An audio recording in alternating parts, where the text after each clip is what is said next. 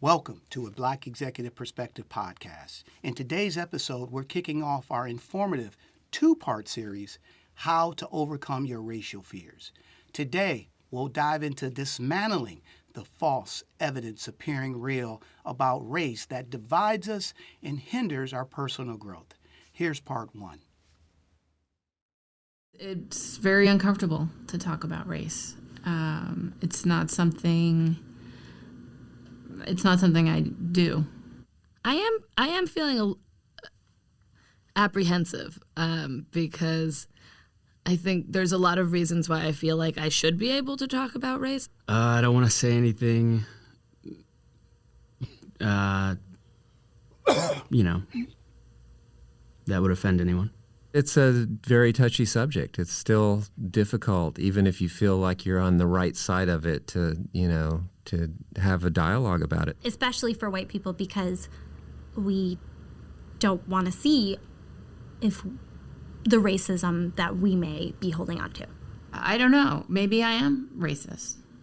I certainly don't like to think that I am. And I think that's too because the perception, in this society, perception of a racist is a guy in a robe. We'll discuss race and how it plays a factor and how we didn't even talk about this topic because we were afraid. A Black Executive Perspective. Welcome to a Black Executive Perspective podcast, a safe space where we discuss all matters related to race, especially race in corporate America. I'm your host, Tony Tidbit. So I have to say that I can definitely relate to the individuals you just heard from regarding their fears when it comes to talking about race. How do I know? Because I was afraid to talk about race. So today, I'm going to tackle the topic of racial fear, a silent force affecting society and personal views. I'll explore its roots, impact on communities, and the uncomfortable truths it brings to everyday life and systemic issues. I will examine how racial fears divide us, challenge the stereotypes that it fosters, and share strategies to break down these barriers, aiming for a future filled with empathy and inclusion. First, I want to thank our great hosts, WNHU 88.7 on the Richter scale. We're here in their podcast room. These are our partners, so I'm really excited to be here. And I'm here with my boy, JJ Dionisio. No, excuse me, JJ. You know, I mess up. I butcher people's names all day long. Don't right? worry about so it. you part of the family now because okay. I butchered your name, right? I'm glad. So I'm really excited to be here with JJ. He's behind the glass making all this happen. And hey, again, we talked about this before. We have some new partners, Code M Magazine, whose mission is to save the Black family by saving the Black man first. So definitely check out our partners, CodeMMagazine.com. So, JJ, you think we're ready to talk about it? I think we're ready to talk about it. All right, buddy. Let's talk about it. Now, fear is something that all human beings deal with. It's something that we grow up with, right? And so I'm not just here to talk about racial fear. First, we got to understand what is fear and how it affects us. So let's dive into what is fear first. I know a lot about fear. I've experienced a lot of fear. And today I'd like to share some of my experiences with you and also just talk about fear. And as well, the illusion of fear, the fear that we put into the universe and that we live in as an existence. This is your brain. When you experience fear in your brain, this little blue area, your sensory cortex, fires up and immediately tries to decide, is this a real fear? If it is a real fear, then your amygdala jumps in to protect you. It's like a man in your corner. And it instantly floods your brain with these chemicals that put you in a fight or flight. That's the real value and the real need for our fear reflex. It's there to protect us from serious threat. The beauty of that, or the non-beauty of that, is all of those memories are then stored in your amygdala. So if you saw a poisonous snake and it almost bit you, you're going to have a little mark there in your brain going, avoid poisonous snakes. They will kill you. That's what the fear response is for.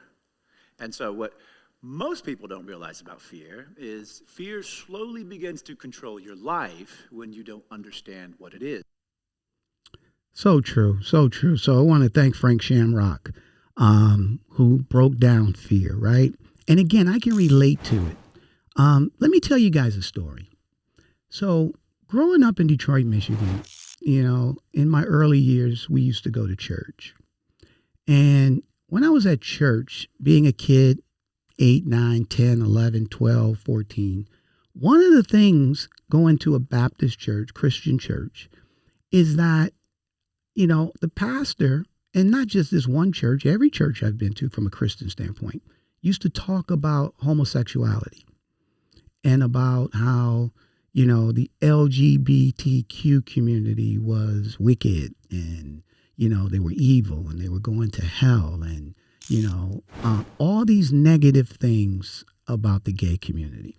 Now, this is in the church, okay? So when you're sitting there with the pastor, and the pastor has the Bible, and he's going to Sodom and Gomorrah and all these things, and how it's unholy and all these things, you believe that, right? And, so that's the only reference point that you have, at least I had, when it came to the gay community. So hearing that year in and year out, from a young, from grade school into my high school years. And then when I was 17, I went to the military. I was in the Army. I was in basic training. And one day, and anybody who's been in the military knows that what KP is. I had KP duty. Franklin, report to blah, blah, blah. So I went over to the mess hall, and the sergeant that I had to report to was gay. Now, people could say, how do you know he was gay? No, he was gay, openly gay. And back when Bill Clinton came up with I think it was in 96, don't ask, don't tell, stop. Gay people already in the military, all right, flat out, okay? So my man was gay, okay? And I remember him telling me, Franklin, go over here and I think I had to wash the dishes. I can't remember. But this is what I do remember. Back to what Frank Shamrock talked about. The amygdala, that memory, it heightened. I was there, frightened, scared to death, thinking that this gay individual was going to attack me. Afraid. I had no reference points. Never. He talked about the snake biting somebody, right? Nobody attacked me from the gay community, but because I was told that over and over again, and that my reference point, as he talked about, that memory popped up, okay? And then immediately I became afraid, all right? And here's the kicker. So, okay, this was a gay black guy, which really doesn't matter, but just to give you a point, it didn't matter he was black. What mattered was he was gay, and all the negative stereotypes that I heard about gay people came to the forefront. And I thought that I wasn't going to make it out of there. Talking about being uncomfortable. All right. So think about that for a second. I was afraid of something that I never experienced, but because people told me about it over and over again, I took it as the gospel. And when I faced that individual, I didn't face that individual based on what he did to me or his character or none of that. It was based on a stereotype. It was based on innuendo, right? And because of that, and because I believed it, the illusion that Frank Shamrock talked about, I was afraid. So think about that for a second. How is this different than somebody who grows up in a community? There's no diversity, right? There's all white people around them. That's all they see. And they learn about people of color, and I'm going to say black people specifically, from maybe their parents, their friends, the media, because they don't have any reference points but what people tell them. And based on what people tell them, good or bad, they will believe it. And so then when the girl goes and starts working in corporate America, and then she's in the elevator, and the elevator opens up, and a black guy comes in, based on everything that she heard, even though she's never experienced anything with an African American person of color, whatever. But based on what she's heard, she's afraid. She grips her purse because they're criminals. And what are the other stereotypes? That's what fear does. Okay? That's what fear does. It immobilizes us. Okay? Here's the kicker, though.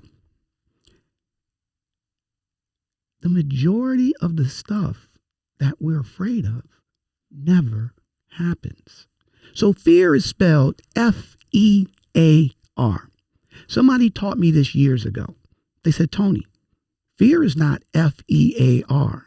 Fear stands for false evidence appearing real. I'll say that again.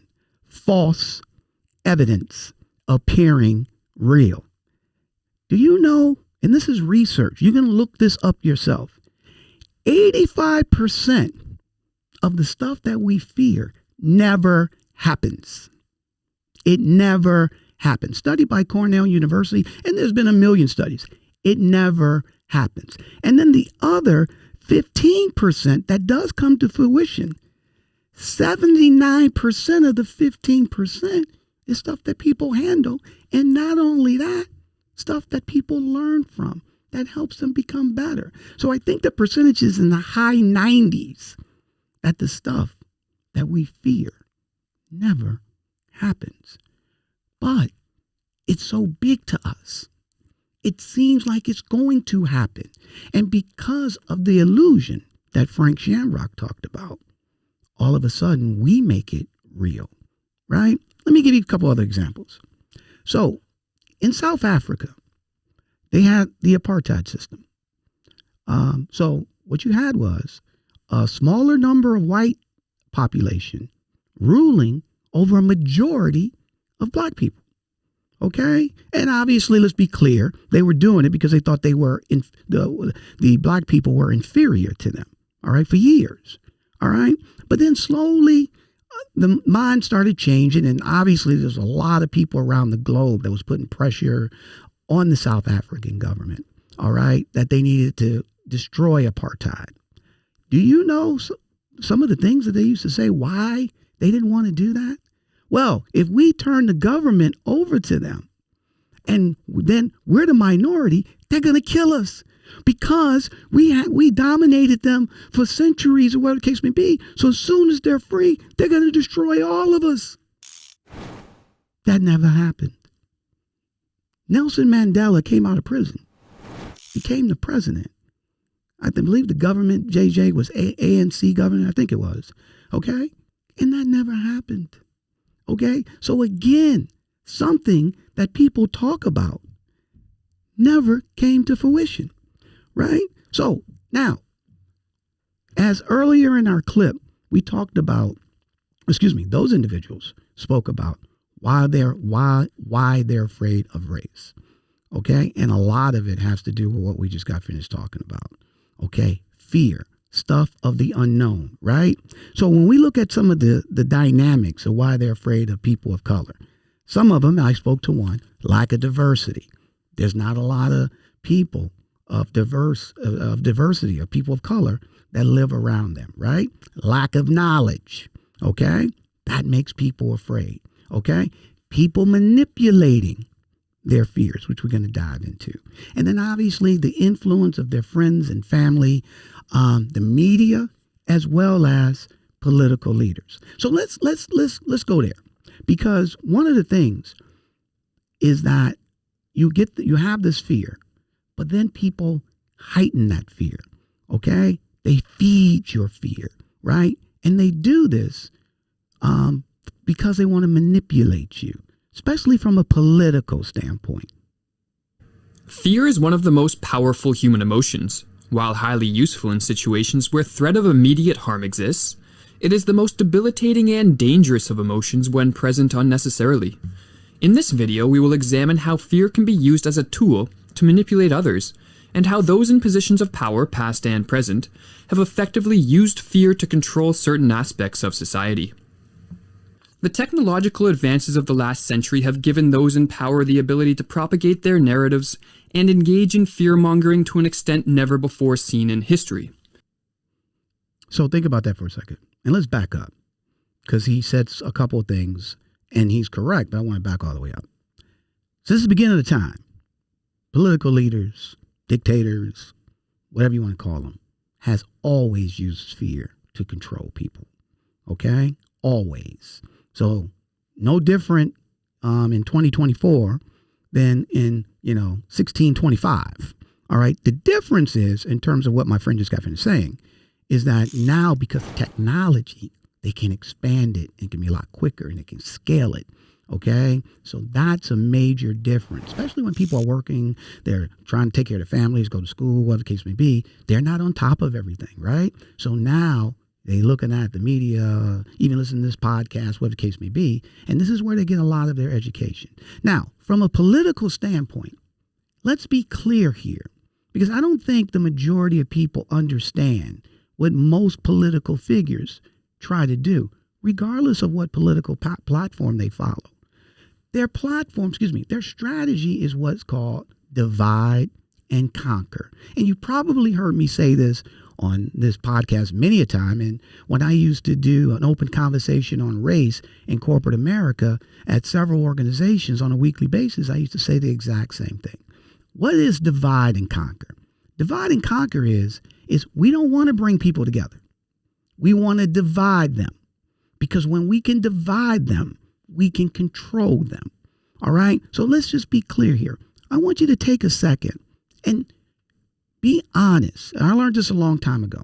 The mind is like an umbrella. It only works when it's open. So right now I'm asking everybody to open your mind. I don't care what you feel about race or what the case may be. Are you wasting your time, Tony? What are you talking about? Whatever. But just for a second, just everybody be objective for a second.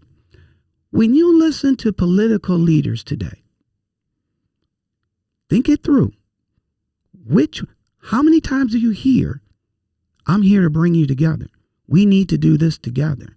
I'm here to represent all people. I'm going to make sure that all people, all right, we're going to compromise. Not everybody's going to get what they 100% want, but we're going to come together to make this town, county, city, state, country better. You don't hear that. What you hear is those people are trying to take stuff from you. Those people are crooked. Those people lazy. Those people this. Those people that. Divide and conquer. That's what that means. Now, here's the kicker. Is that at the end of the day, and again, the mind is umbrella. It only works when it's open. When you work at a company and the CEO is in charge of the company, no different than the senator, the congressman representing people of that district. Your CEO represents people of his company or her company. Okay? Now, if the CEO in their all hands meeting was saying those people in engineering are trying to steal from you, or those people in marketing, we can't trust them, or those people in shipping, you know what? They're shipping stuff all over the place. We got to get rid of them. Would that CEO still be working at that company? Does that CEO have the interests of everybody in the company so that the company can thrive and become great? No. And that CEO would be fired. Okay? Would be fired. But when it comes to political figures, they singing the gospel. They really have my interest, which makes no sense. Again, the mind is like an umbrella. Only works when it's open. Here's somebody, I think, JJ, the average, I could have this wrong, the average congressman, U.S. congressman, makes $100 and something thousand a year. Is that about right? I think so. The compensation for most senators, representative delegates, and resident commuter from, that's from Puerto Rico. Nah, it don't matter. All right. US you can still look it up. Oh, no. Yeah. It's $174,000. 174,000. Some of them make more than that. Okay. Think about that. And then obviously speaking engagements, all these other type of stuff that they have going on. So, they make a pretty nice penny. You in your community, okay, in which we'll get into these numbers, you're making $50,000 a year household. Okay. Maybe 60, what the case may be. Okay. this person is telling you not to vote for health care, okay, because they're going to steal it from you, and they're doing this. But at the same time, you ain't been to the dentist. You can't afford health care. You got one tooth, and you're trying to keep that one tooth clean, all right? But this person who's making 100-some thousand, 200,000, got federal benefits. Be clear, federal benefits. And they're telling you this group is trying to steal something from you, so don't vote for it. How does that person have your interests at heart? Doesn't make sense, right? They're trying to manipulate you based on fear. Okay, so that's really the key here, is the manipulation, using fear, right? But we're going to dive into it, because how does that fear grow? Fear is like a brick wall. Every time you turn away from that fear, you place another brick on that wall. Every time you say, no, I can't do that. No, that's too much. Every time you turn away, you place another brick on that wall. The wall begins to strengthen. The wall gets stronger. But this wall is all in your mind. If you don't place that brick, the wall doesn't exist. Every time you take a step forward, the wall crumbles. The only power in the wall is you placing the bricks, you doing the fears. So true, buddy. Thanks, Frank. Frank hit. So you think about it for a second, okay? Is that our fears, going back to my story, I was putting a brick on that wall every time based on what I learned about the gay community, okay? And I just kept putting a brick there. The brick just kept adding and adding, and that fear became bigger, bigger, and bigger. And this is what we do. Think about it for a second. We have never, ever, ever had open and honest conversations when it comes about race. Talking about putting a wall on the southern border, we've already got a wall, okay? Not only on the southern border, on every border in the United States, in our mind about our fellow Americans, because they look different than us. We put that fear in, we have that wall in our head because we keep adding to it. People help us, but at the end of the day, to be fair, it's our fault because we just keep believing stuff. Like I said, 90% of the stuff that you fear never happens, right? So think about this for a second. How do, I want everybody to just, again, mine is an umbrella. If you're married, boyfriend, girlfriend, brother, sister, co-worker, is it any other, did I miss something, JJ? I think that covers everybody, right? I said brother, sister, mother, father. I think that's right? Human being. Human being, thank you. Ice cream truck, retail clerk. When you have a conflict, right? Let's keep it at home. When you have a conflict between you and your wife, or you and your boyfriend, or you and your brother and sister, or brother and brother, or sister and sister, right? You guys are angry, you're upset, somebody wants to go left, the other person wants to go right. How do you solve that conflict? Through communication, right? You communicate. You guys sit down. You talk about it. You listen to the other person's point of view, right? They listen to your point of view. And then you come up with, I'm sorry, I didn't think it. I didn't know that. I was upset, or, you know what, my bad, or thank you for sharing because now I got a better understanding. And then you mend the relationship. Well, think about this for a second. We have never, ever, ever, for centuries, talk about race. So how do we think that is going to get any better? I just gave you plenty of examples that how you mend relationships is through communication. But when it comes to race, we don't communicate. So how does it get better? And the way we do communicate about race is we talk around it, or other people talk around it for us from a group standpoint. And when you talk about race from a group standpoint, then you don't see the humanity in an individual of that group. right? So there's no connection. There's nothing. So trust me, how would it get better? It won't. It hasn't. Yeah, there's certain things that have happened, black people now are this and Asian people are that and this and that. But really, and talking about understanding one another, really understanding what another person goes through, really having a deep empathy of what they deal with, right? Trying to help the other person become better. No, that doesn't happen because we don't talk about it, right? That brick that continues to pile up in our head and people manipulate us on it, it continues to grow and we continue to move further apart. And here's the thing. People think that we're closer. Oh, we were together. We were never together. We may work in companies. We may go to school.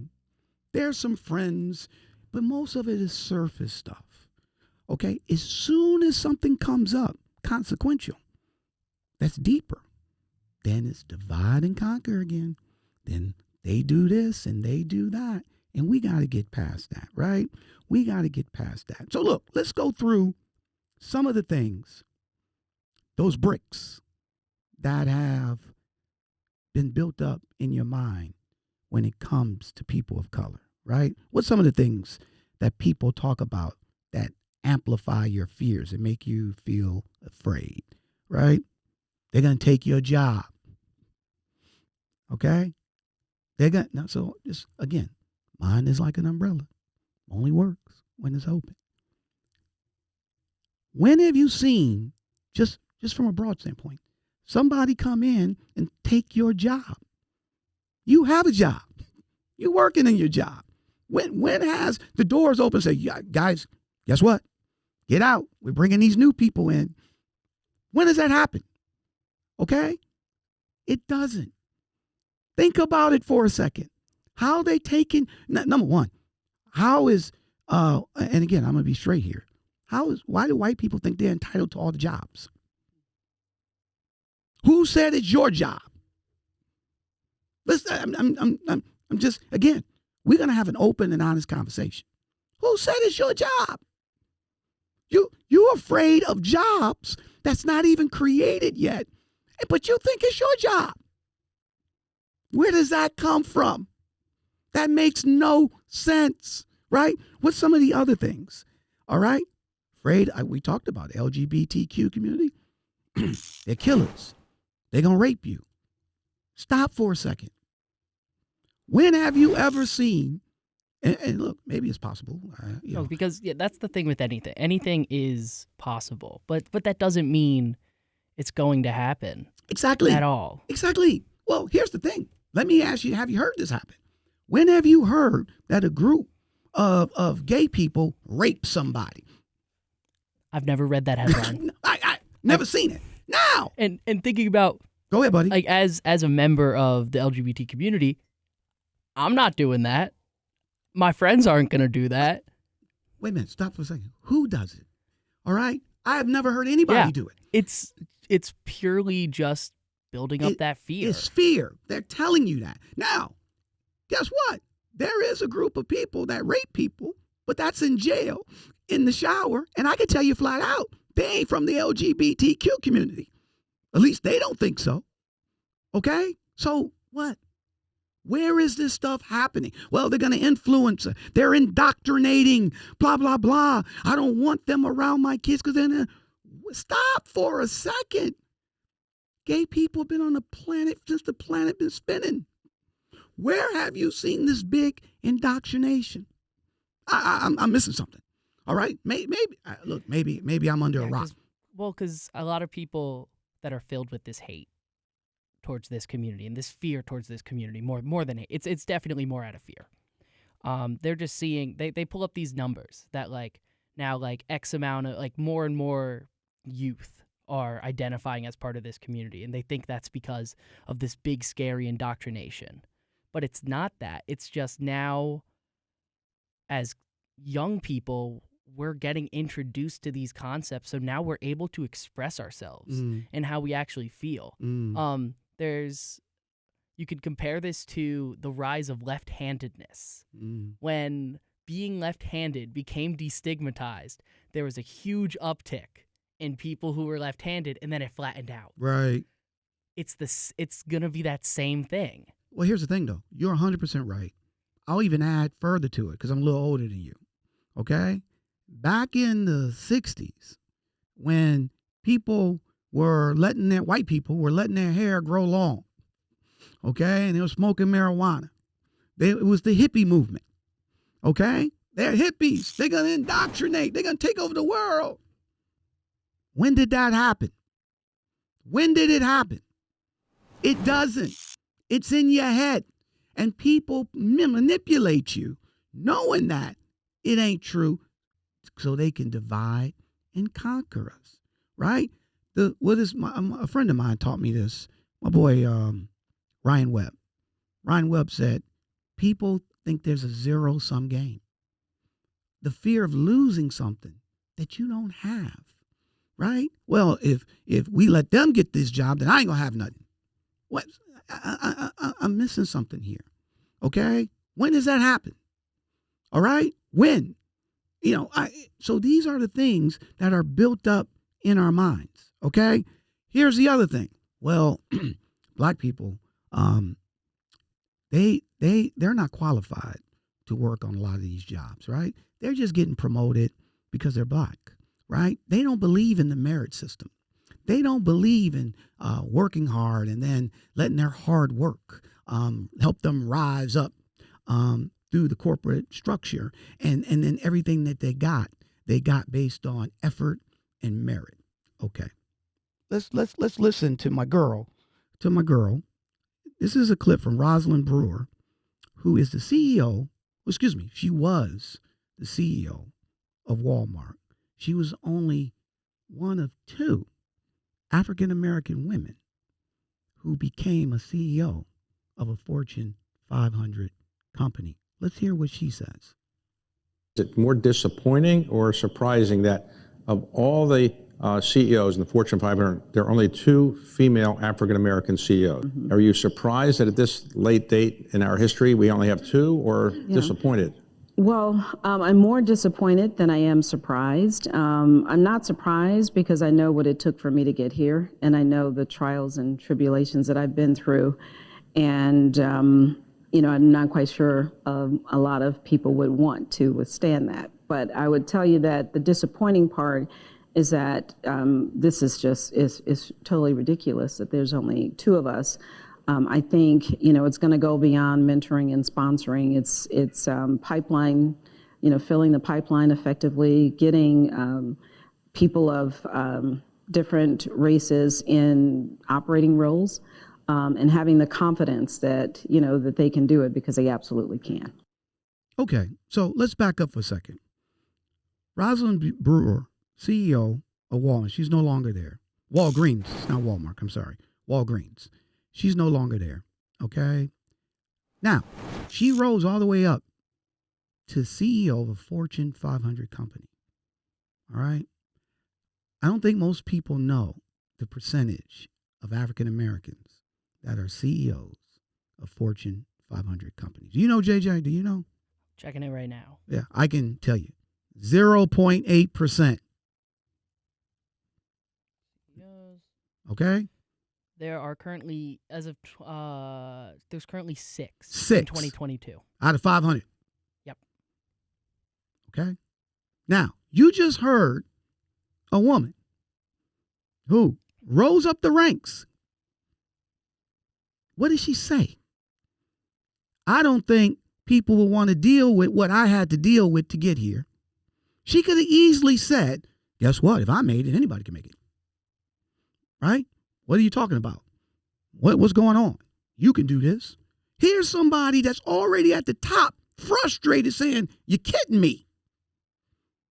There's only two of us?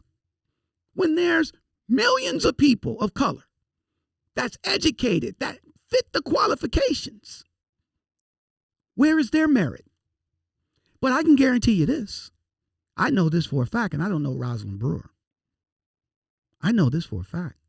When she became CEO of Walgreens, there were probably people saying she only got the job because she was black. wait a minute. Why is it that when black people achieve, they only got it because they were black? It's not that they worked hard. It's not that they was the smartest or very strategic or innovative or culturally fit. None of that. But when a white person gets that job, it's about how smart they are. They're a hard worker. You don't hear he got the job just because he was white. Right? These are the things that are pushed in people's minds, and they believe it. Now, let's be clear here. I've been in corporate America 30-something years. Okay? So let me tell you this. As a firsthand experience, the majority of people who get jobs and promotions that's not based on merit is white people. Okay? I said it, and it's true. It's white people. Okay? And here's the thing. You're listening or watching this video. Some politician in your community brought this up and says, hey, they're taking your jobs. They're just promoting them. They're not doing anything, They just doing this. But when you go to work today, when you get there, you're complaining about your manager saying, I can't believe who hired this person. They're the stupidest people on the planet. And they're white. You know it. You complain about it. Okay? You're kidding me. How did she get promoted? When a woman gets promoted, guess what? White woman gets promoted. It's she must be sleeping with the boss. Right? So wait a minute. I've been in companies, right? Dude, SVP, inept. VP, inept. Everybody knows it. Everybody. Get promoted. Or still at the job. Well, he's a good old boy, so we're going to keep him around. Stop. Again, mine is like an umbrella. Only works when it's open. I've been a hiring manager. Okay? Stop. Don't tell me. I know. Let's be clear here. I don't think people know. The majority of people that end up working at a company, where do they come from? Do you know where they come from, JJ? I do not. I'm going to help you. I'm going to educate you, my brother. They come from the people who work at the company. Those are the first people that hey, who do you know be good to come in here and work? First people. It's not, you know how many people put an application in that end up getting a job? I tell you, the percentage is small. Happens, but it's small. The majority of people who get jobs at companies is from the people who already work in the company because they vouch for them. They say, hey, my brother, or I know this friend, or whatever the case may be. All right? So let's be clear here. And a lot of those people, some people are qualified, but the majority are not. And here's the thing. I've hired people that wasn't qualified. Okay? Did they check every box? No. I saw something in them that they could do the job. And guess what? I was willing to train them. I'll tell you a quick story.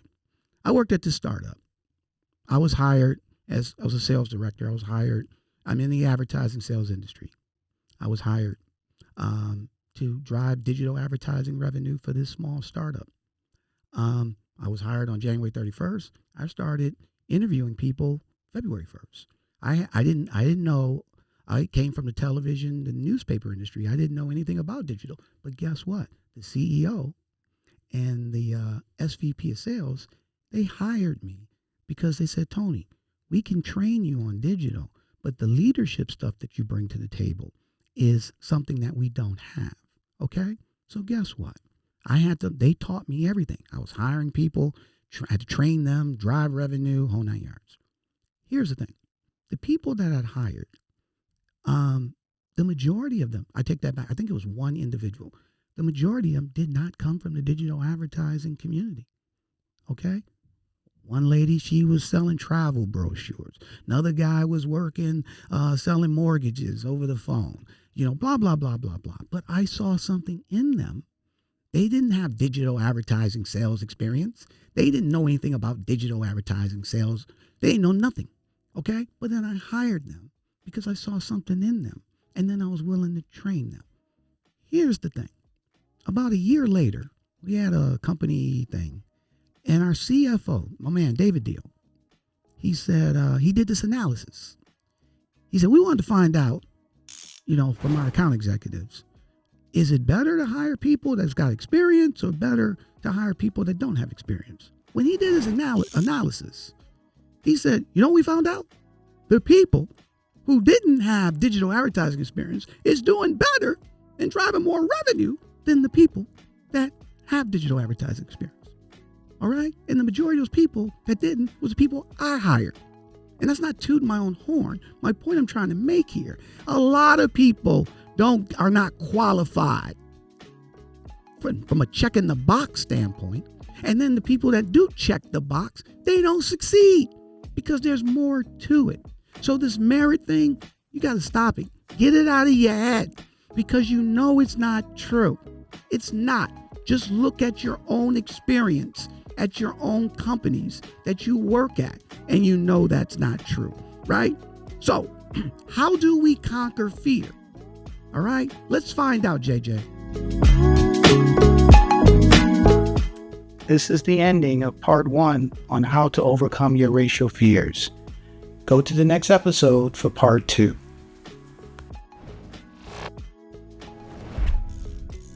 A Black Executive Perspective.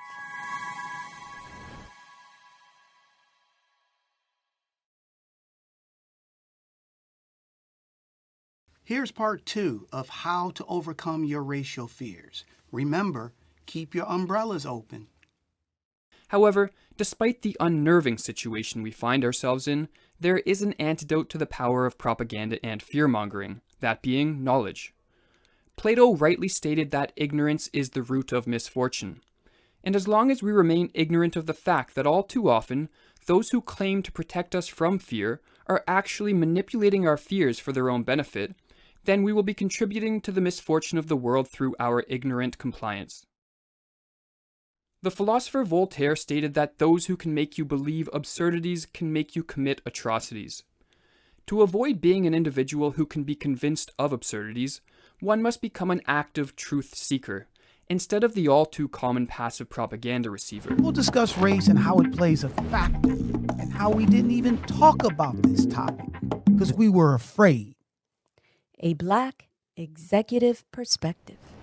I couldn't have said it any better. Right. And my man said a lot. Okay. First, those that can make you believe in atrocities those who make you believe in absurdities will make you believe in atrocities. But his key is that to be able to conquer fear is knowledge. You need to be a truth seeker, okay? And search out, right? Because the people that tell you things, the majority don't have your best interests at heart. They're for themselves, right? And they want to divide us and not bring us together. And here's the thing. When we talk about these things, if you allow yourself to be ignorant, then you're playing right into their hands. And more importantly, you're not growing as an individual. So it's all of fear. Well, I think it was my man, I forget his name, but he said, truth used to set you free. I think it was Flip Wilson. Truth will set you free, right? And that's the bottom line. It's searching out knowledge. And all the stuff that I talked about thus far, I want you to go check out yourself. Don't believe me. Look it up, okay? Because any day, anybody can lead you astray. But look it up. But knowledge overcomes fear. One of the things that I've learned when we talk about fear is that words paint pictures. Words paint pictures. In the beginning clip, you heard the lady says, hey, maybe I am a racist. But when I think of racists, I think of people with a pointy hat on or a robe. right? That's the picture in her mind when she thinks racist, right? We all do it, okay? When I thought of that gay individual, I thought of, some sex fiend, because that was the picture that I saw in my mind based on what somebody told me and I believed, all right? So here's the thing. When it comes to black people in the United States, some of these pictures that have been painted, all right, from a broad brush standpoint, that people believe are not true. Okay? They're not from a broad standpoint. So some of, jobs, they're lazy. They don't want to work. Okay? Now, here's the thing. And hopefully you are a listener or you watch a Black Executive Perspective podcast on YouTube, and you've probably seen or heard all the people that have come on as guests on our show. These people are high achievers in every endeavor. Some of them have PhDs. Some of them are CEOs. Some of them are SVPs at organizations, the whole 9 yards. Entrepreneurs, okay? I'm missing something here, okay? How are they lazy? They come on the show, they share their story. They could easily say, if I made it, anybody can make it, okay? But they talk about the things that they have to go through that you don't hear from your politicians or the media or whatever the case may be. Well, all black people, and I don't want to use the word all, but when you think of drugs, who do you think of? Black people. Words paint pictures, okay? But when the opioid thing kicked off, and that was killing a lot of white people, oh, we got to do something. Our babies are being, stop. I can tell you flat out, again, I've been blessed. I've been in 46 out of the 50 states in the United States. Not flown over them, been in them. I've met a lot of people in a lot of communities. Be clear here. The majority of drugs that happen in the United States is from white people in white communities. Again, you know this. Kids right now, if you're 18, my high school, we got drugs rampant. Yeah, when I was in high school, it was like, that was only 3 years ago now was when I was in high school. It was terrible. I remember walking into like the locker room after gym class and one of my white friends pulling out a vape and being like, "Yo, Jay, you want to hit?" And I'm like, "No, I'm good." But that's what it was. And I was from a town. It was majority white, but our school did have some diversity. Well, the town's very clearly, you could tell where segregation happened in my town, Mm-hmm. and it's still that way, even though technically legally it's not. It sucks. It's weird. But I think back on it, it was all the white kids that were the ones walking around flat out having all the stuff. Flat out. And that's not just your community. Okay? That's a lot of communities. But when, again, words paint pictures, when you think of drugs, it's black people. Okay? Because that's been the stereotype that's been pushed out. Think about it for a second. When you think of drugs and people are showing you media, right? What color are the people that you see? It's always people of color. Always people of color, and specifically darker skin. Flat out. Why? That's to scare you. Okay? But in these communities that there's no diversity, drugs is rampant. Okay? You don't hear that. Nobody talks about that. Okay? Again, the mind is like an umbrella. Only works when it's open. Why would they do that? You know it. You're listening to this and my high school or my town or, there's not a lot of stuff for the kids to do here. So, they get involved in crime and they get involved. And this is white communities. But again, words paint pictures. These are black, right? Education. They're dumb. They don't have an education. Again, all negative stereotypes that's perpetuated push to create a narrative, right? To divide and conquer, right? And then here's the other thing. And let's be fair too. It's always been a class system in every country since the beginning of the time. Rich people, poor people. That's just from a financial standpoint. But then also within a group, there has been a class. There's a class of people that are great, and then there's always a lower class of individuals. That is real, okay? That is real, all right? So like in the Asian community, there's a class of people that go out, do their thing, blah, blah, blah. Then there's another class of people that don't care. They don't want to do nothing. In the Hispanic community, there's people who go out, work hard, build businesses, whole nine yards. Then there's a group of people that I don't want to do nothing.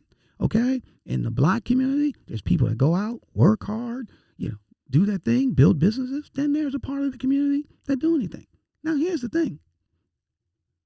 Every time they show the Black community or they show these other communities, right, on the media, whatever, they show the lower class people of that group and say, this is all of them.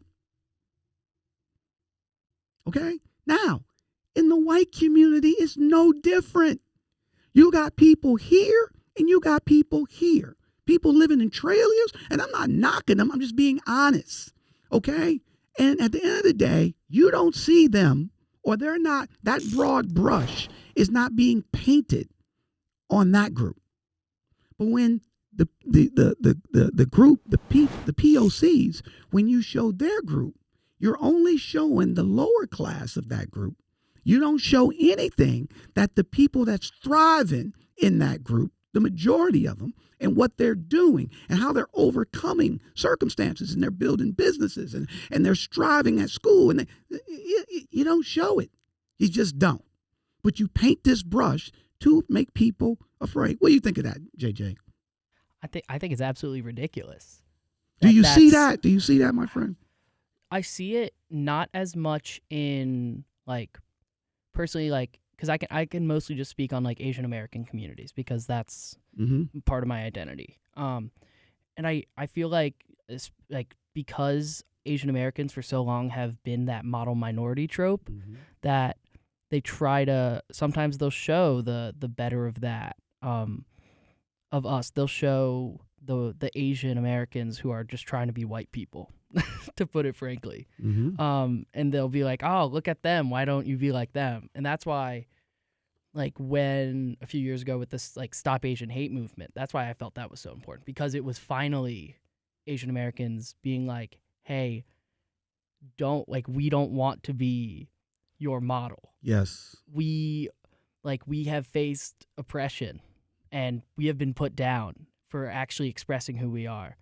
And then, because I feel like when Asian American communities and Asian American people express who they really are, that's when then they get pushed with the group that doesn't get shown, which is what they're showing of your Black communities and your Latin and Hispanic communities, which is just so dumb, because we're all people, we're all humans, we all have our different backgrounds that make us unique, and every community can do just as much as any other.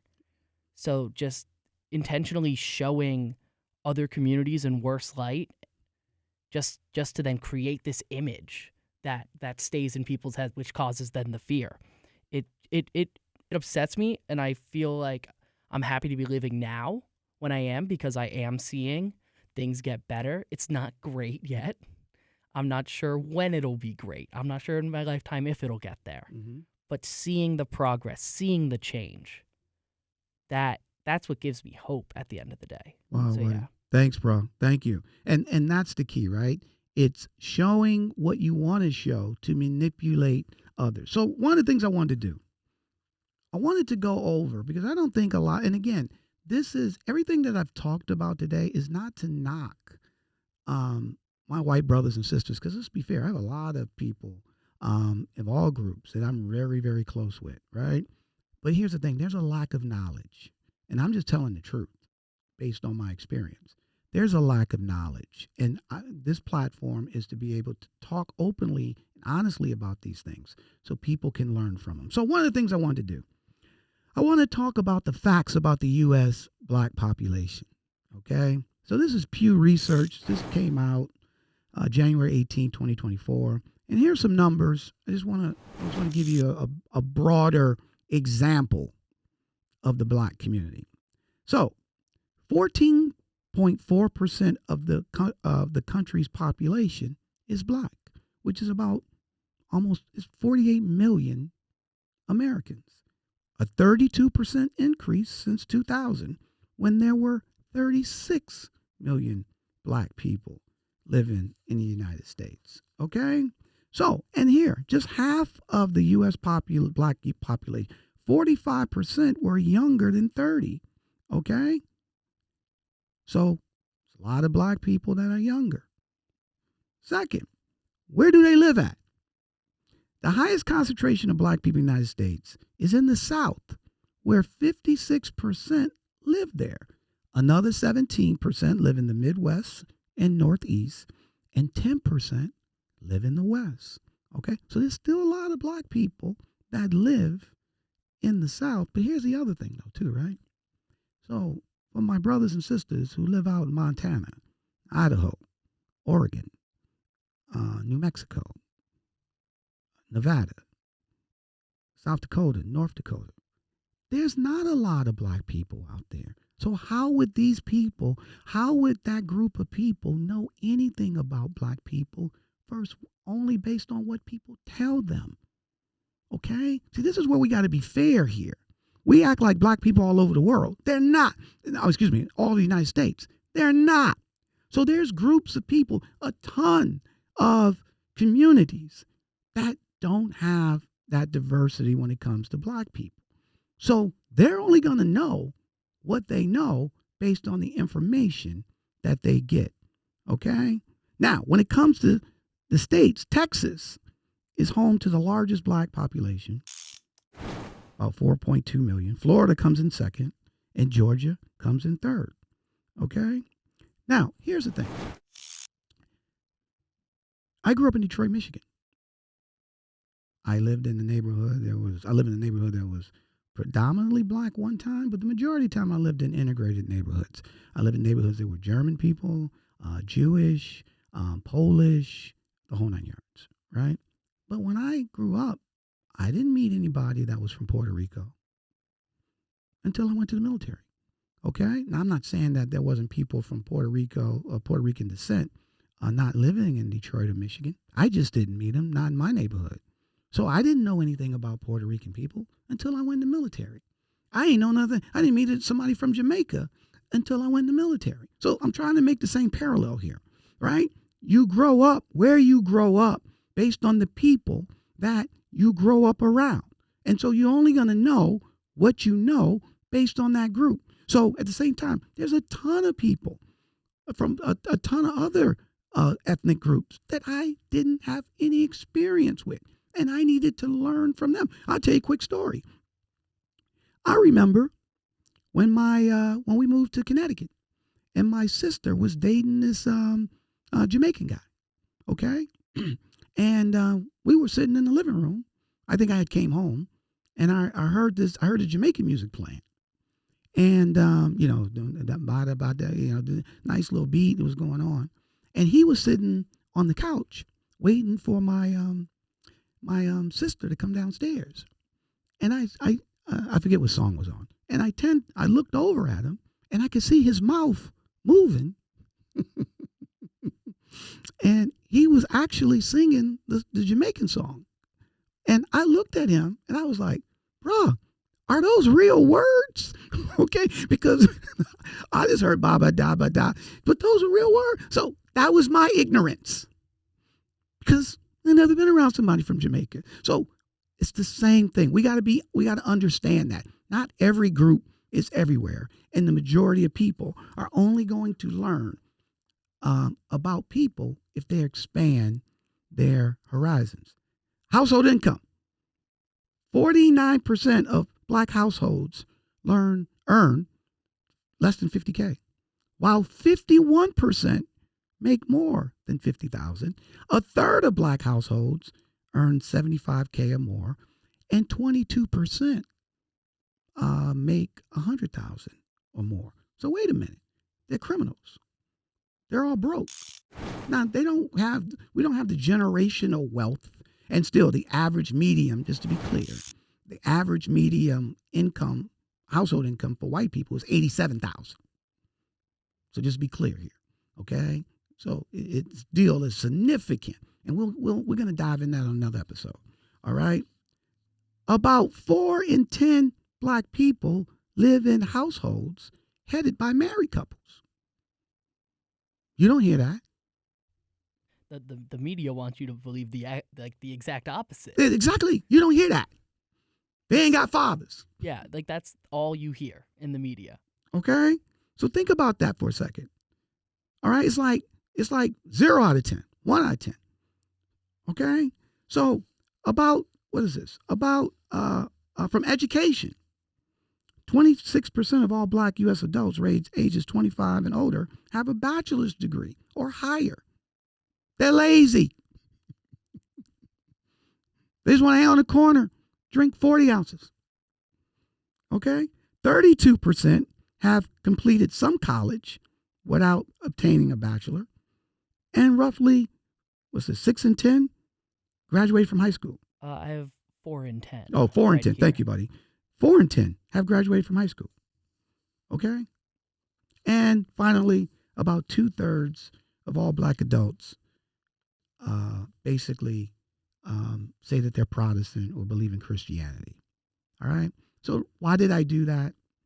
Is because I wanted to break some of the misnomers that are being said when it comes to the African American community. All right?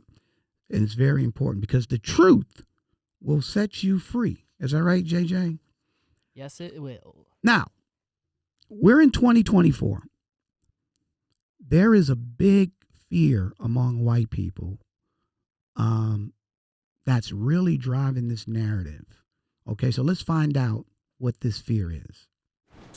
And right now, white people are really frightened. Ben Wattenberg was a brilliant Jewish man who was a member of the American Enterprise Institute, and he wrote a book, the first paragraph of which says, "The main problem confronting the United States today is there aren't enough white babies being born in this country." He says if we don't change this and change it rapidly, white people will lose their numerical majority in this country, and this will no longer be a white man's land. Can you talk a little bit about the trauma associated with? The trauma associated with it? Yeah. One of the main traumas is living a lie, finding out the truth is traumatic. Finding out now, recently, that within 30 years, white people will be in the numerical minority in this country is going to be traumatic. White people are scared to death right now, particularly white males. They're scared to death that they are going to lose their power in the future. And they are. But if you want to get ready for the future, if you want to be treated well in the future, treat others well in the present. What we do in the present constructs the future. It's just the bottom line. But you see the fear. This is why the major attack. This is why Make America Great Again. This is why you hear all these things because, and that was Jane Elliott. And if you don't know Jane Elliott, please look her up. She's fantastic. I'll talk more about her a little later. But at the end of the day, that's the major fear here is that in 30 years, 40 years, 50, at some point, white people will be the minority of the United States. And so now, wait a minute, this is our country. And now we can't have that. We can't have them come in and take they're going to take our jobs. They're going to take that's the fear. Okay? That is the driver of a lot of things that you're seeing today. And I love what she said. Guess what? If you start treating people well now, it is not going to affect you. Let's go back to what I was saying earlier about how the majority of stuff that we fear never happens. This is similar to South Africa. Okay? Oh, if we give them power, they're going to kill us. All right? Because we'll be the minority. That didn't happen. It didn't happen. Right? So now, because of this threat, now everything is thrown on the table. Right? And this is what's scaring people and making them, especially their race. This is based on race. This is advancing their racial fears. So that's one of the main things that's going on today. And instead of us coming together and talking about it, people are pushing these narratives to divide us. And here's the thing. I'm not a major historian, but I've learned enough history from about great countries of the world that were empires, the Roman Empire, Egyptian Empire, you name them. And what destroyed them? It wasn't a foreign enemy. It was from within. And that's where we're heading. It's because we're not talking about these things. So, you know what, JJ? I think I'm going to do a bonus. Can I do a bonus here? Okay. So, what we're going to do, we're going to start some of these conversations right now. And we're going to have some of our friends, people that you don't know, they're going to talk about some of their issues that they deal with when it comes up with race. And then I'm going to give my point of view. All right, let's kick it off, JJ. I really did not know that I had a racial identity. I knew I was white. I had no idea what that meant, how that had shaped my outlook on life, how that had shaped my sense of optimism, sense of belonging, sense of safety, sense of feeling entitled to go help children that I thought were a part of a community that couldn't figure out how to help themselves. So, I wish I could say I never had a racial identity. I think most people of color say, I wish I didn't have a racial identity, right? But when you're in the majority and things don't affect you and you have no clue about them, you don't even see the things that goes around you. And then going back to her point, she says, I feel entitled that I needed to go and help people that I thought couldn't help themselves. How did she think that? If she's not around these people, if you don't live around them, how does she think that? Because of what was told to her, what was pushed to her. That's the issue. That's the issue, right? And so at the end of the day, these are the challenges that we have. And I'm glad she said what she said. See, the only way we're going to come together, and that's my goal. I'll just be totally honest with you. But we got to be honest. And we got to throw the cards on the table. And we got to be willing to listen, right? And people got to, get vulnerable here. And it's okay.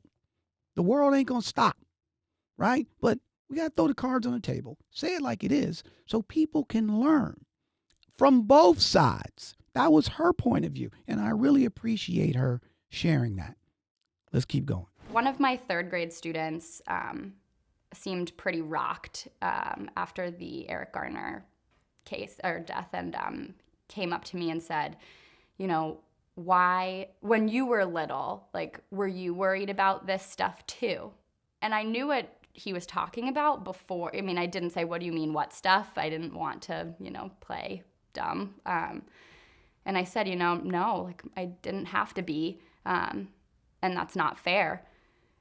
And that was really hard because he just kind of sat there, and it honestly seemed like the first time that he had considered the fact that not everyone had to think about race all the time.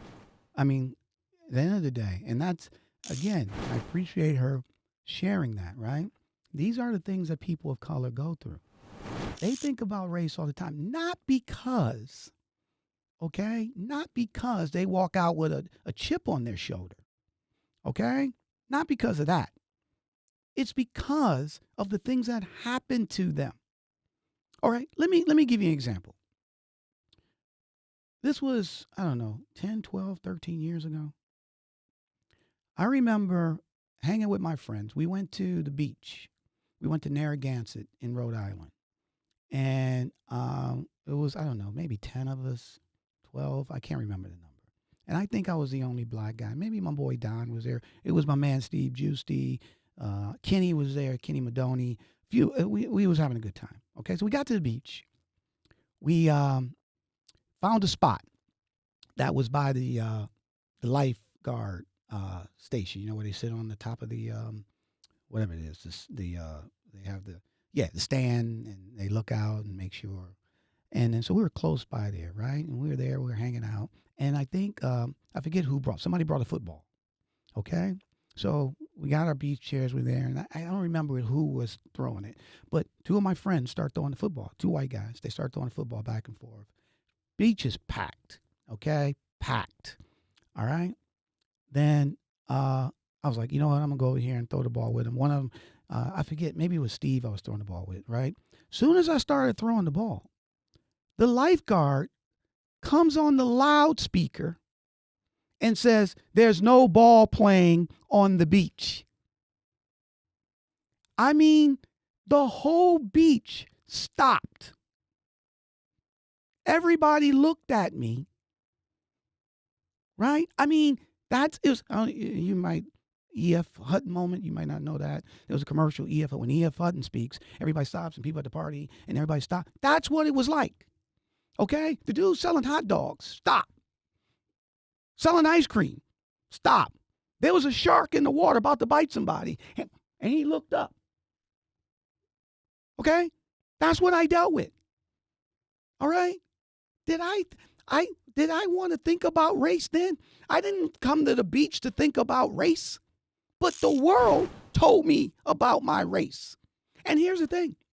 All my friends, we started laughing. It was like, black man can't play with a ball on the beach. They said that. Everybody saw it. Okay? Everybody. And guess what? I laughed it off. But to be fair, you know how that made me feel?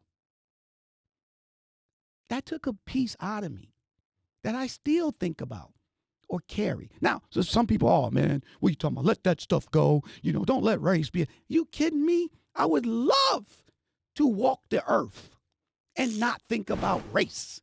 But when I don't think about race, the world thinks about it for me. They show me. Okay? That's the thing that people don't understand here, right? And again, I'm glad she talked about her third. And again, we're being honest. All right? And, well, maybe that was a one-off. It was an anomaly. Anomalies. I'll tell you another one in a minute. Let's go to the next one. I know that I'm white, and I guess I'm part of that collection. But I don't think about being white. I don't. Think about that. I mean, again, these are things I wouldn't want to think. I would love not to think about being black. You think I wake up and like black, or Asian, or Latinx, or Hispanic, or gay. You think people just wake up and that's all they do? They don't want to do that. They just want to live their life. They want to worry about getting pimples on their face. All right? They want to make sure that they can take care of their families. They want to make sure they stay healthy. They don't want to think about being a race. Now, but however, there's a group of people that don't have to think about this because it doesn't affect them. When it doesn't affect you, you don't have to wake up and think about these things, right? I'll tell you another quick story. When I was, I'm from Detroit, Michigan. We moved to Connecticut. And I used to drive back and forth to Detroit a lot to see family. So one day I was driving by myself, and I used to take Highway 80, I forget, going through Pennsylvania. I pulled over to get some gas in this rural town, okay? But this is before you do it at the pump. I had to go in. And then maybe 30 seconds after I pulled up, this white guy pulled up on a Harley motorcycle. Big dude too, huge, with the Harley, with the tats. And I was like, oh, I got to get up out of here, right? Let me get my gas and go on. So I go into the store. He comes right behind me. There's somebody standing in front of us at the counter that the clerk is helping, right? They pay for their gas or groceries or whatever they were getting. I step up. The dude looks around me and looks at the white guy behind me and said, "Can I help you?"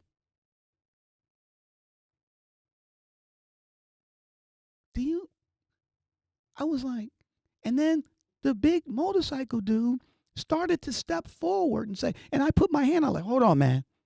And I said, I was next. And he was like, oh, I didn't see you. What do you mean you didn't see me? I'm standing right here in front of you. Okay? You think I wanted to think about race? That I got up this morning thinking that I was going to drive through Pennsylvania and then I was going to have to deal with what I had to deal with being a black. You think I thought about that? And then I just looked at this guy. And then I just said, fill it up on whatever. Then I remembered that this big dude was behind me. And I turned around and I said, sorry about that. And you know what he said? No, man, you were right. But when things don't affect you, when you don't experience stuff like that, oh, they're whining.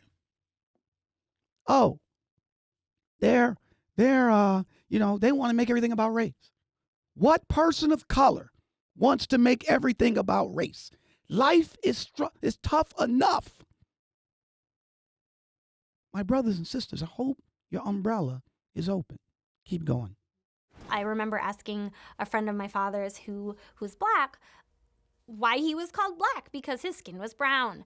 And I've learned that lots of people that are white ask this question, and maybe they also received the answer that I got from my parents, which was like, oh my gosh, we're so sorry that she asked that, and it's just a term, like, move on. So, and again, these are things that we have to get better at, because white people have legitimate questions.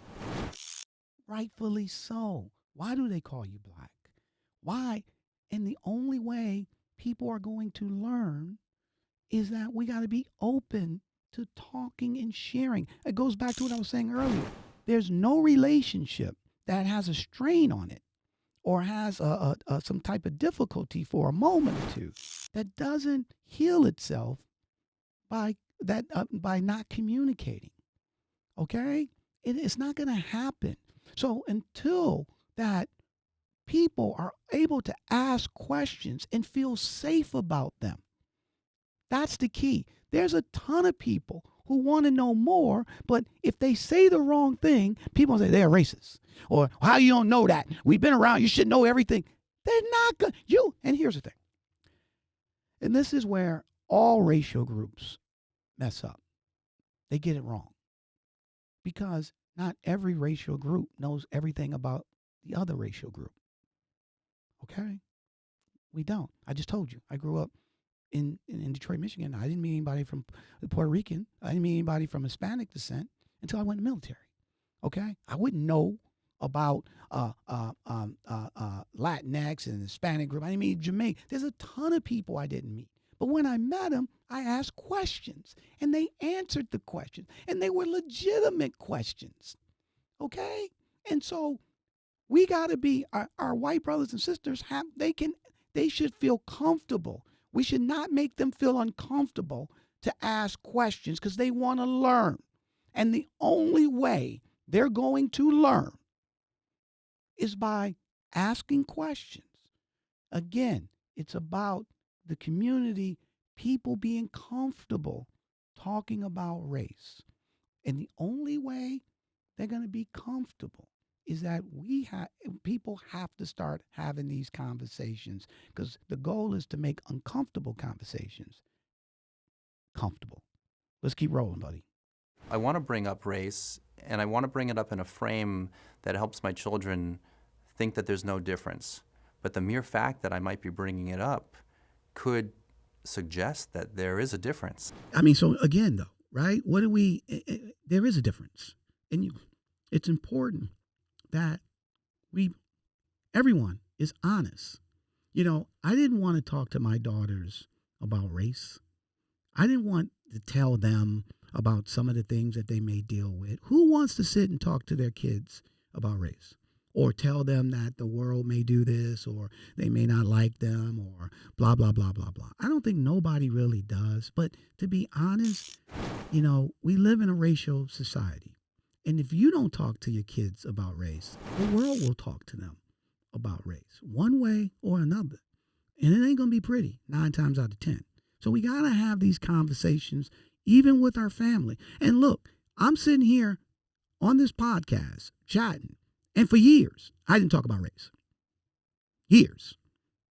So I know the feeling. And guess what?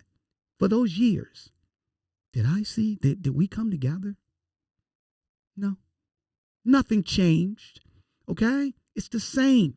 So we got to have these conversations up and down, kids, family, whole 9 yards. I think it's really important for families because in my experience being biracial, having a mom who maybe doesn't understand the things that my dad had to go through and then the things that me and my siblings were then going to go through because of the world we lived in. It was important to have those conversations because they weren't easy. My mom didn't want to have those conversations initially because she didn't want us thinking about that. She just wanted us knowing like, you are our kids, we love you, and the world will be the world.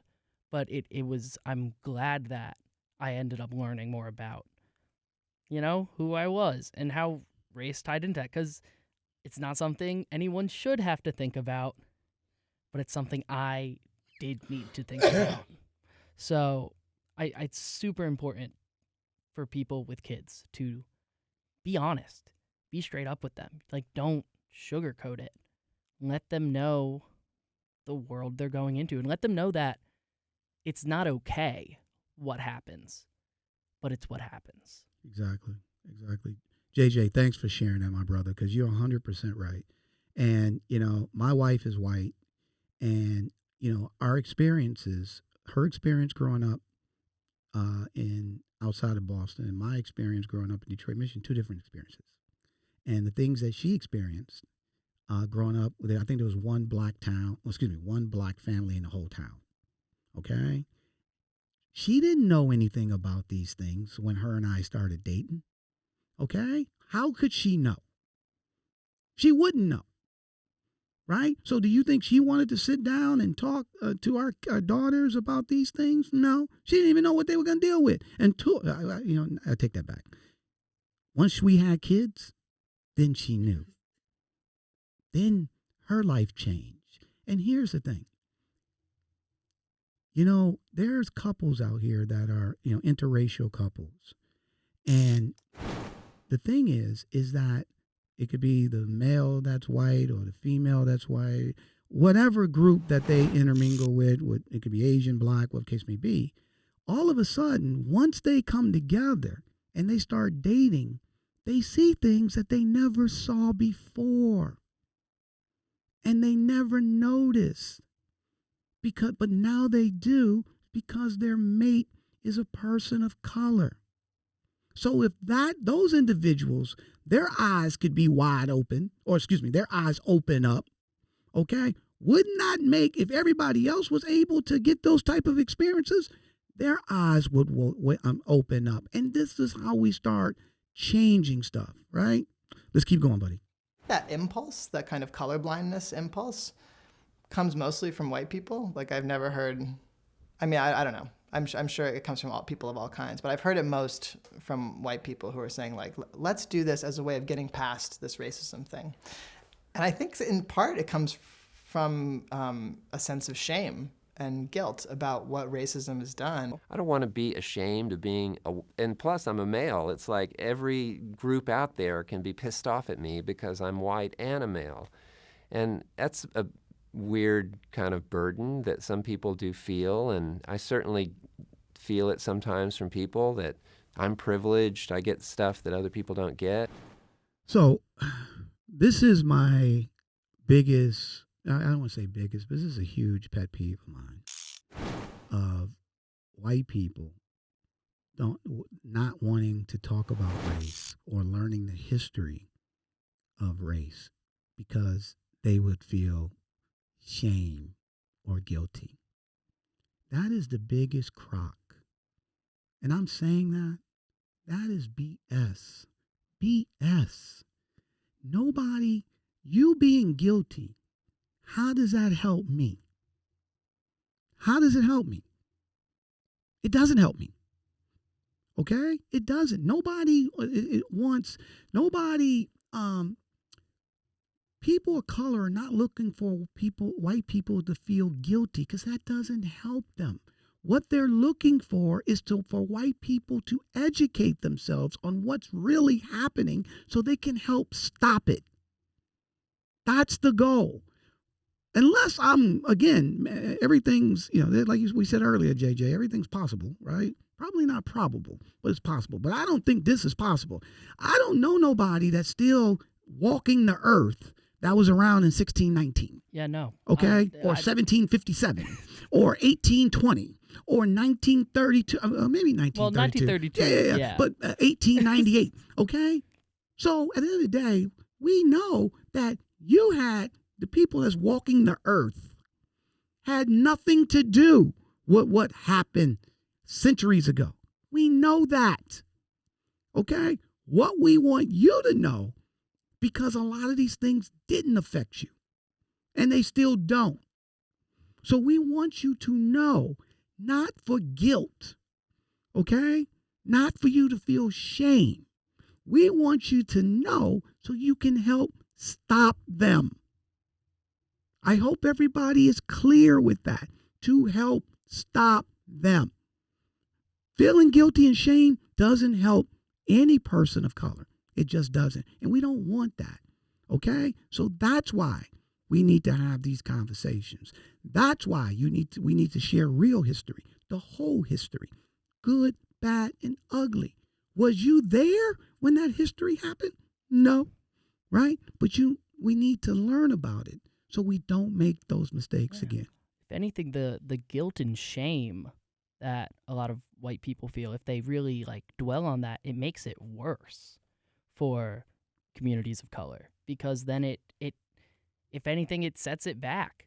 It separates us further, and it's gonna play into that white savior complex, that they have to be the ones to save us.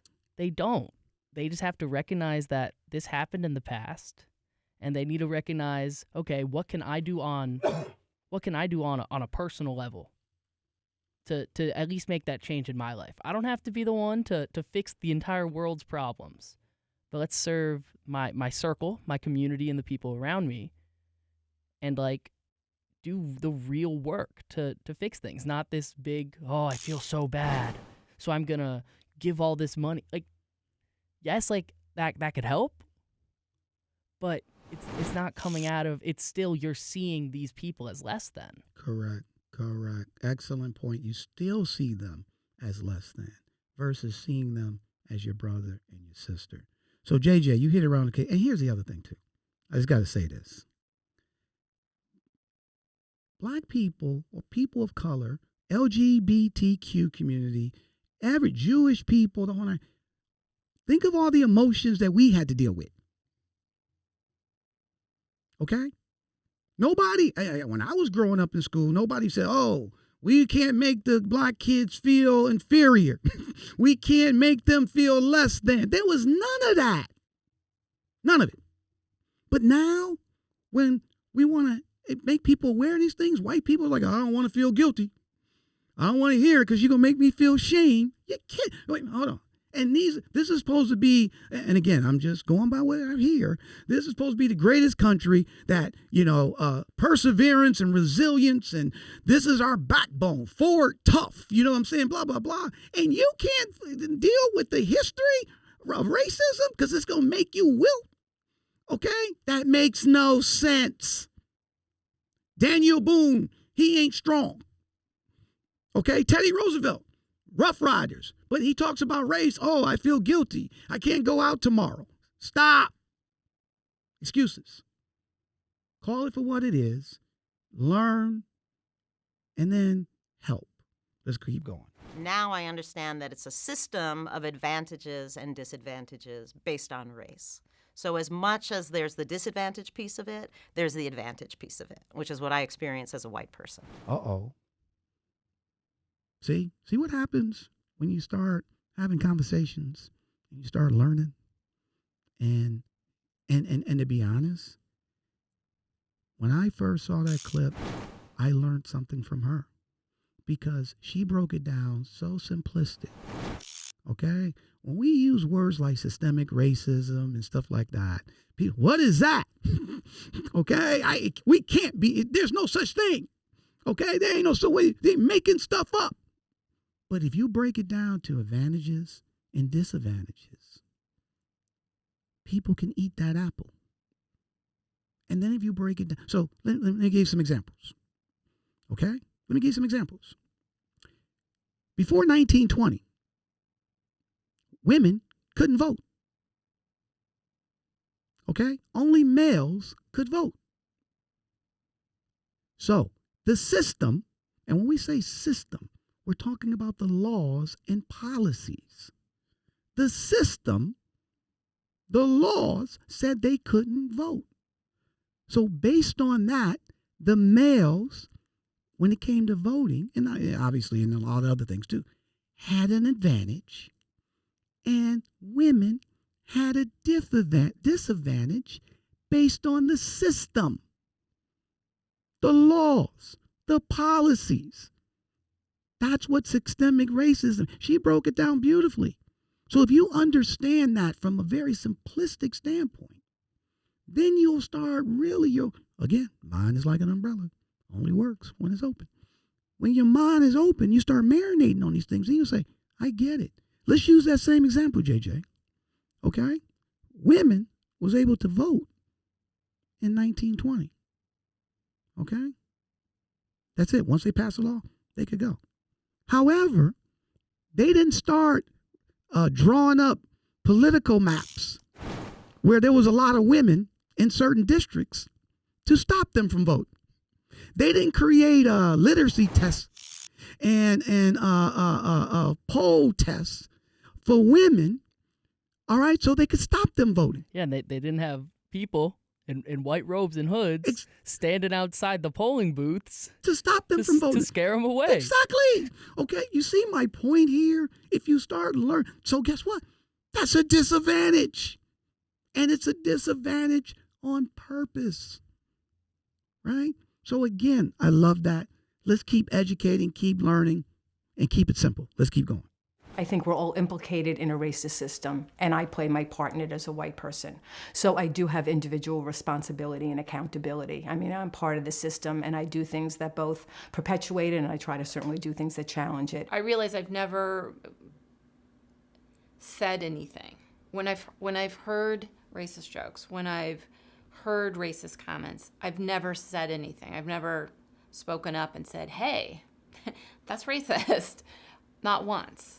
See, again, this is part of the learning process, right? Number one is, let's go with our first lady. When she said, hey, racist society perpetuates.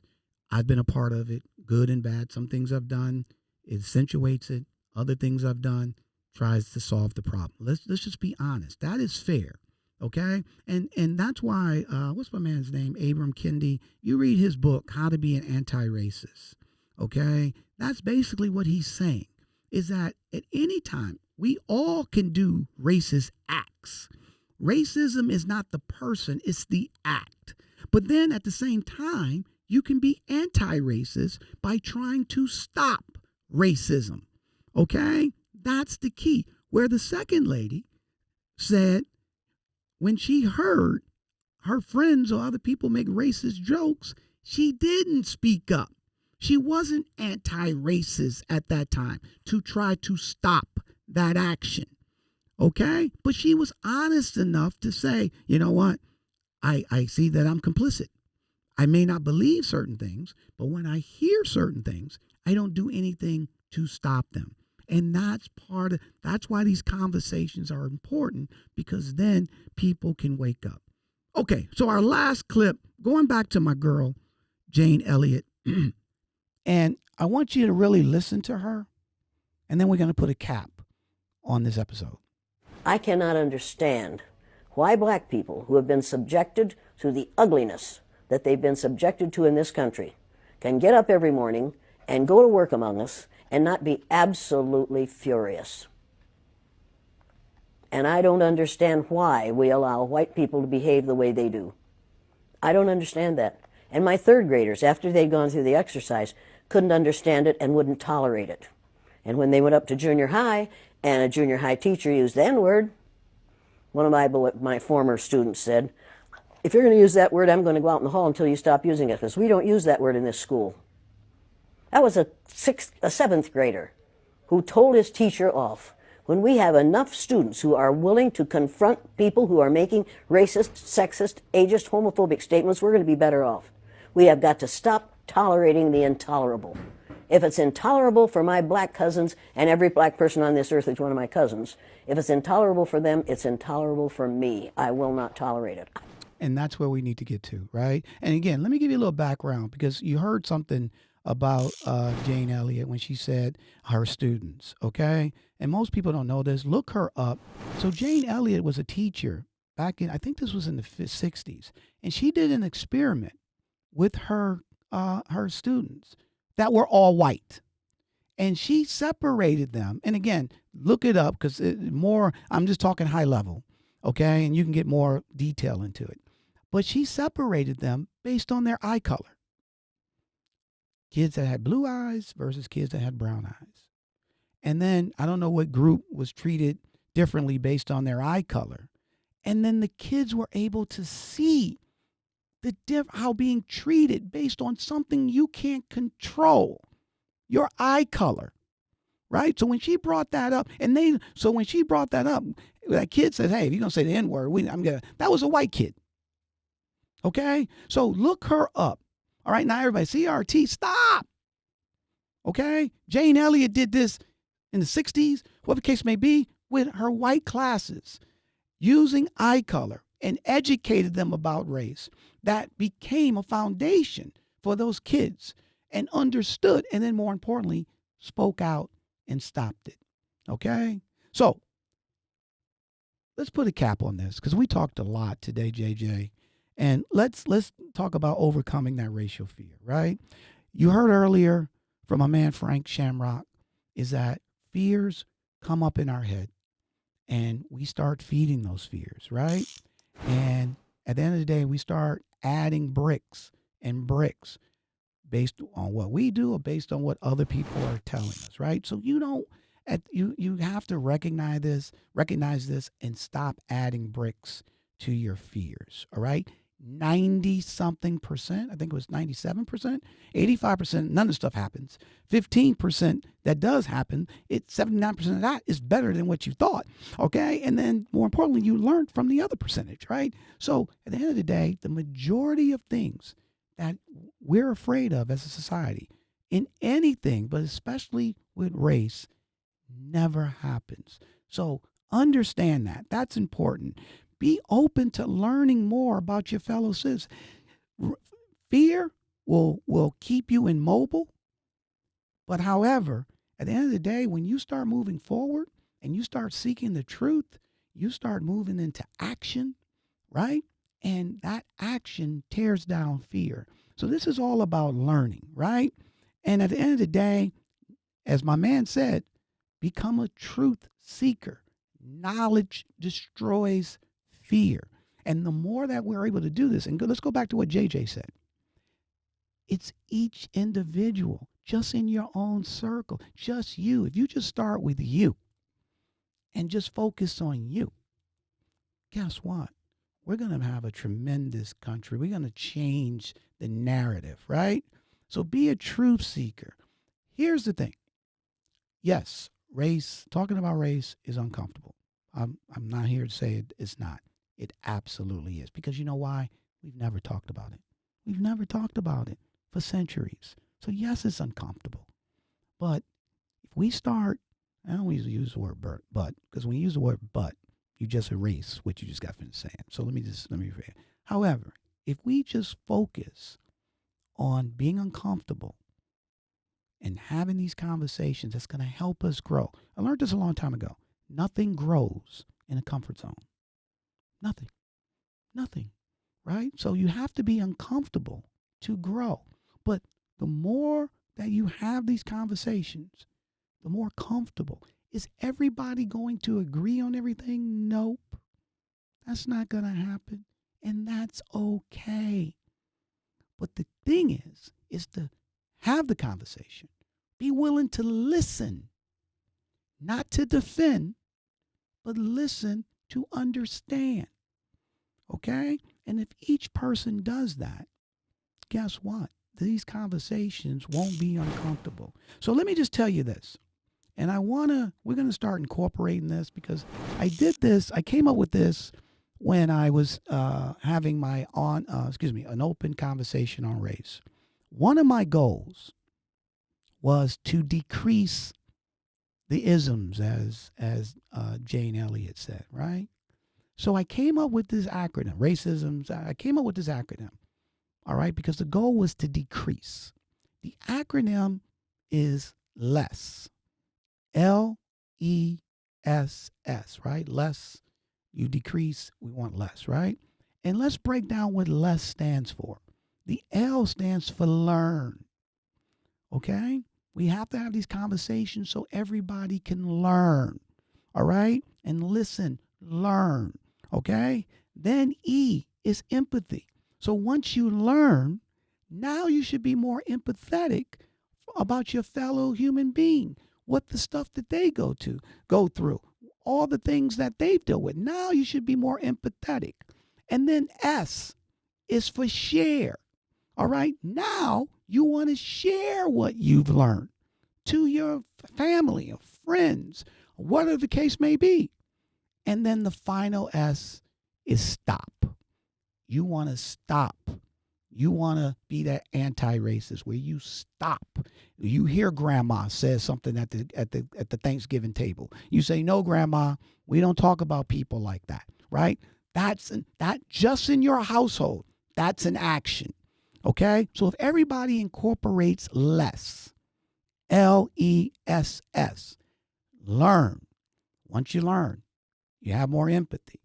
Once you have more empathy, now you want to share with other people. Look what I've learned, right? And then the final S, stop. Stop it wherever you see it.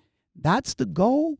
We want everybody to be able to, and these are things that you can do in your household personally to help make this a better town, country, county, society, whatever the case may be. That's the goal. So let's incorporate less, okay? So I think it's time for Tony's Tidbit. Tony's Tidbit. Is okay, my man. Okay, so the tidbit today is, and I got two of them. Racial fear thrives in silence. Speak out, listen deeply, and let empathy be the light that guides us through the darkness. And then I got one more. Racial fear diminishes us all. Overcoming it does not just liberate the oppressed, it frees every one of us. And that is so true, right? So I hope you enjoyed this episode of a Black Executive Perspective podcast, okay? Called, what is it called? I forget. You know what I'm saying? Thank you, buddy. Facing Racial Fears, Conversation for Change. All right? So I want you to tune in to our next episode of a Black Executive Perspective wherever you get your podcasts, right? And then you can follow a Black Executive Perspective podcast on all of our social channels, Twitter, Instagram, YouTube, Facebook, LinkedIn, at a Black Exec. So for our fabulous hosts, WNHU 88.7 on the Richter scale. Check them out. Are fabulous. And you heard from my man JJ. What a lovely young man. Talking about somebody that gets it. I want to thank him for doing everything behind the glass and also contributing to this episode. And I want to thank you for taking the time to listen to another episode of the Black Executive Perspective podcast, right? Give us a rating. Share what your thoughts are on this episode. So, JJ, we talked about it, right? We love you. And guess what? We're out. A Black Executive Perspective.